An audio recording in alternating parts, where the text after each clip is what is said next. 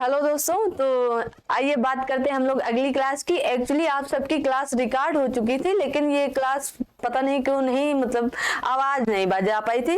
क्यों नहीं का मतलब नहीं कुछ है, तो आवाज नहीं, मतलब माइक में ऑन करना भूल गई थी और आपका 30 से 35 मिनट का ये वीडियो रिकॉर्ड हो चुका था।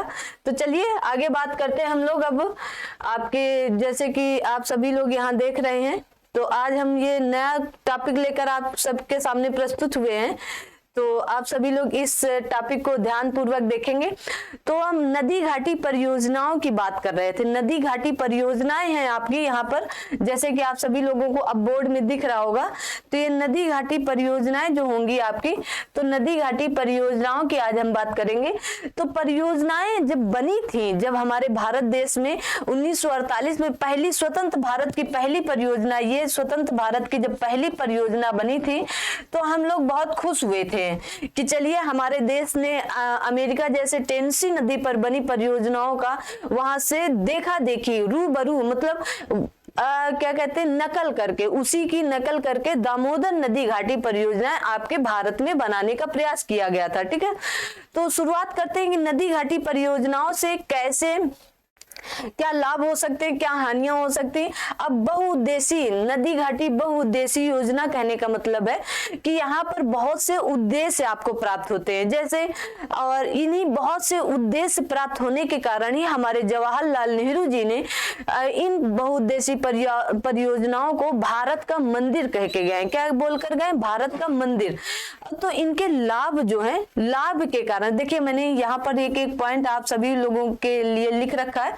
तो इनके जो लाभ थे, इस कारण जवाहरलाल नेहरू जी बोलकर गए थे, क्योंकि इनके लाभ से देखिए बिजली उत्पादन किया जा सकता है, बिजली उत्पादन, सिंचाई की जा सकती है, पर्यटन के लिए हो सकता है, मत्स्य पालन। अब देखिए, हम मत्स्य पालन तो तालाब कुएं में भी कर सकते हैं, लेकिन बहुत मात्रा में जो व्यापार की मात्रा के तौर पर किए जाते हैं वो हमारी नदियों पर ही किए जाते हैं। ठीक है, आप सभी लोग जानते हैं, जो पढ़ने वाले बच्चे होंगे उनको सबको पता होगा। लेकिन इनकी क्या थी, कुछ हानियां थी। हानि कैसे हुई? देखिए, भूकंप आने के कारण बन गए। क्या बने? भूकंप आने के कारण। जब हम किसी क्षेत्र पर, अब मान लीजिए ये आपका क्षेत्र है, हो सकता है कि आपको ये पेन कम दिख रहा है क्या? नहीं, ठीक तो दिख रहा है ना, कोई दिक्कत तो नहीं है किसी को किसी प्रकार की? हमें लग रहा है पेन सही है। तो जब हम इस क्षेत्र पर किसी भी प्रकार की योजनाएं बनाएंगे, तो क्या होगा, इन योजनाओं पर हम क्षेत्र लेंगे, वहां के आसपास का क्षेत्र लेंगे, वहां के आसपास के क्षेत्र को उसमें शामिल करेंगे। तो जो कृषि योग्य भूमि होगी उसको नष्ट करना पड़ेगा। जो पर्यावरण समस्याएं उत्पन्न हो जाती है, भाई हमारी कृषि योग्य भूमि नष्ट होगी, वहां के आसपास के पेड़ पौधे नष्ट होंगे, तो हमारे पर्यावरण पे भी इसका बहुत गहरा प्रभाव पड़ रहा था। आप लोग ये बात समझ रहे होंगे। ठीक है, और फिर पुनर्वास योजना, अगर वहां के आसपास के निवासी लोगों को बहुत ज्यादा हानि भी पहुंचती, क्योंकि फिर उन्हें एक स्थान से उठकर दूसरे स्थान पर जाना पड़ता है, और दूसरे स्थान फिर ये नहीं कि यहाँ से उठकर 10-5 किलोमीटर, फिर वो कहीं और उनको पुनर्वास करना होता है, तो इसलिए भी समस्या होती है। इससे हमारे स्टेट के लोगों को, मतलब राज्य सरकार को भी, केंद्र सरकार को भी, वहां के इस लोकल निवासी जो होते हैं, स्थायी निवासी जो वहां के होते हैं, उन लोगों को भी बहुत ज्यादा समस्याएं इससे उठानी पड़ती। आप लोग ये बात समझ रहे होंगे।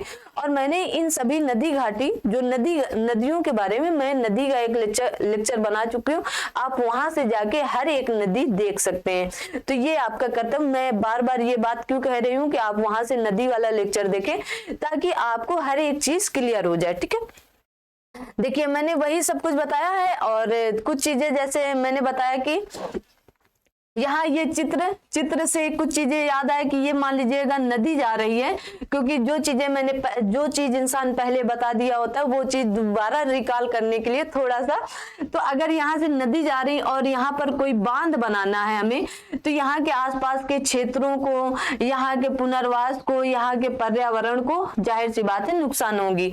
और कोई भी योजना हो, परियोजना हो, उसके दो पक्ष जरूर होते हैं। बट अब जवाहरलाल नेहरू जी तब ये नहीं जानते थे, जवाहरलाल नेहरू जी उस समय ये नहीं जानते थे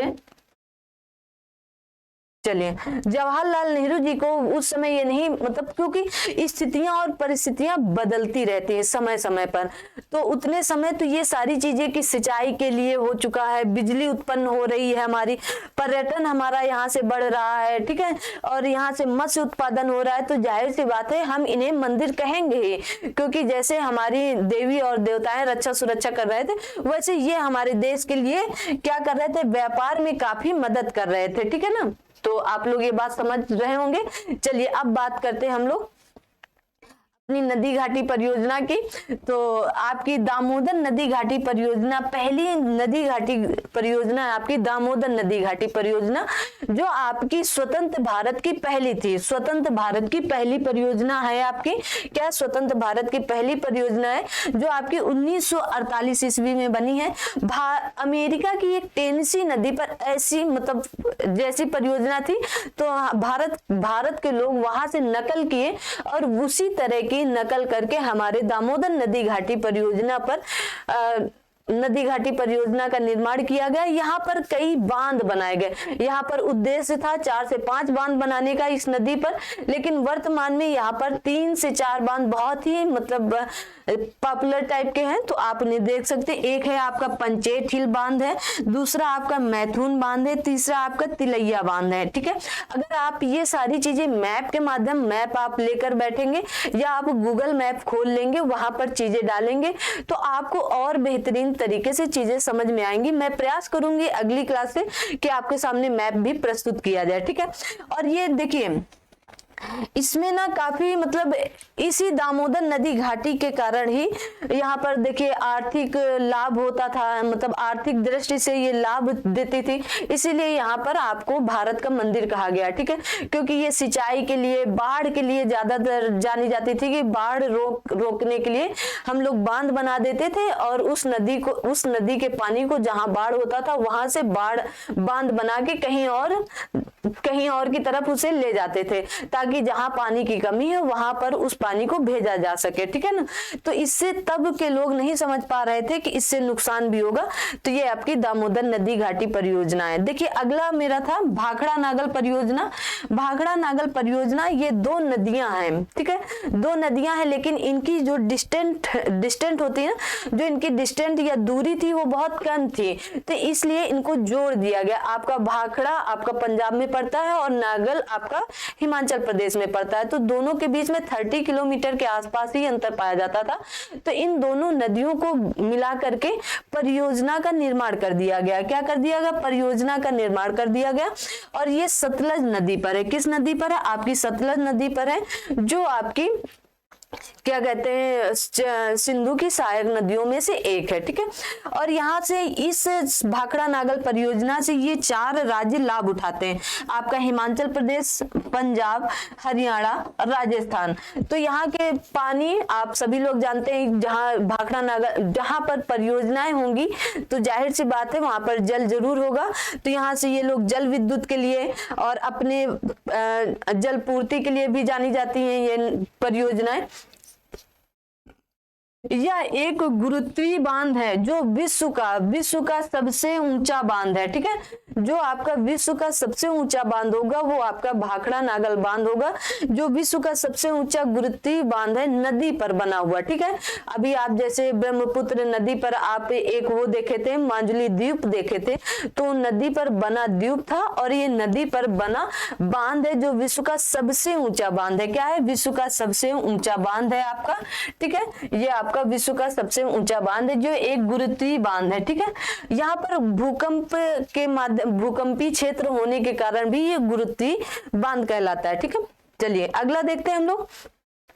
अगला मैंने बताया था आप सभी लोगों को जम्मू कश्मीर, और जम्मू कश्मीर अब आपका एक यूटी बन गया है। पहले ये आपका स्टेट था, अब जम्मू कश्मीर के काट करके 2 यूटी बनाई गई, आपका लद्दाख और जम्मू कश्मीर।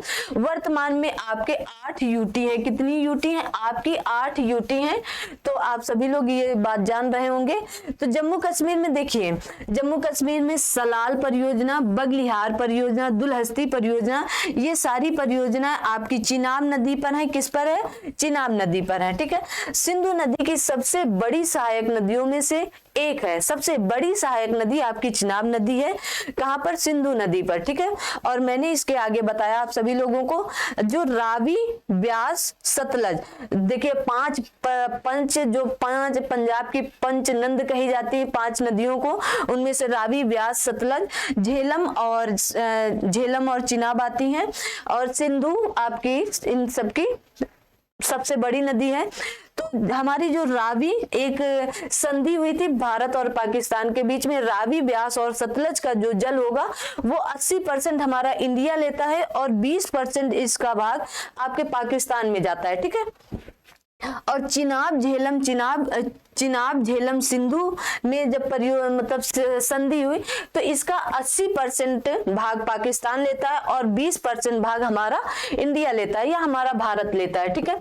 तो इस तरह ये बात हुई।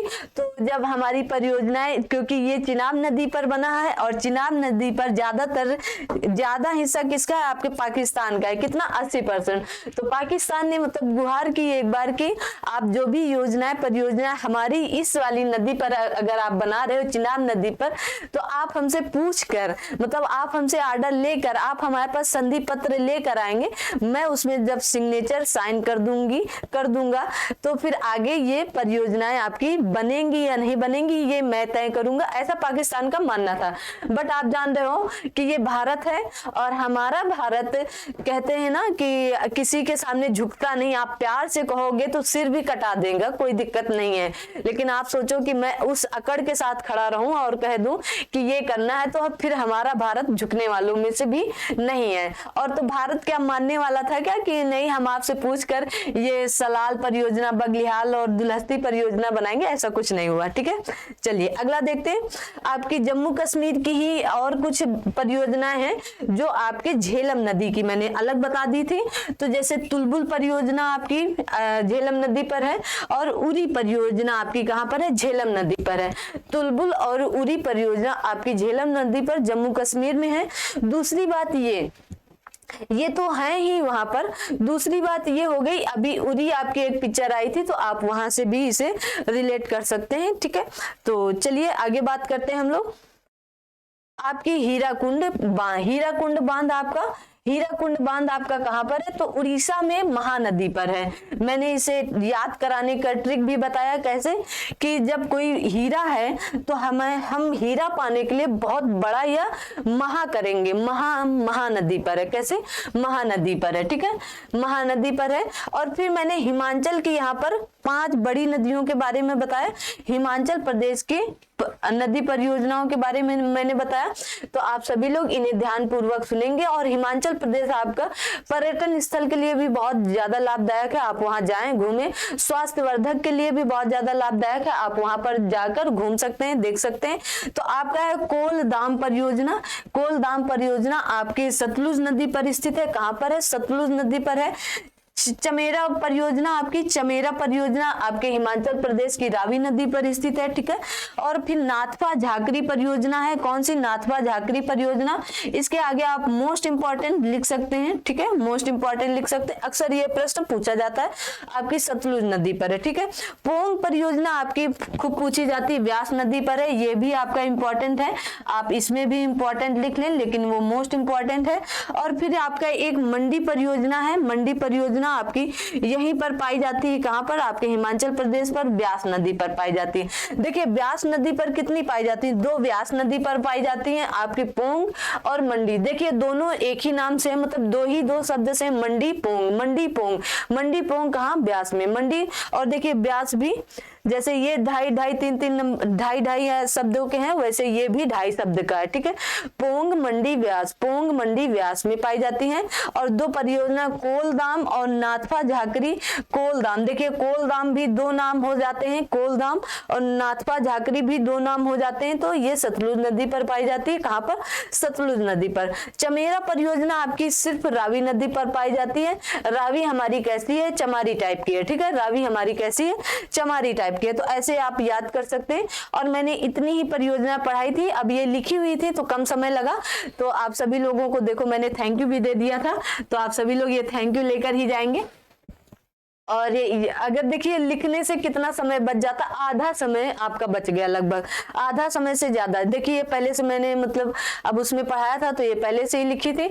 तो आज की आप नदी घाटी परियोजनाओं की बात यहीं से समाप्त होती। अगली क्लास में मिलते हैं बहुत जल्द, तब तक आप सभी लोग अपना ध्यान रखें, अपने साथ सभी अपनों का ध्यान रखें।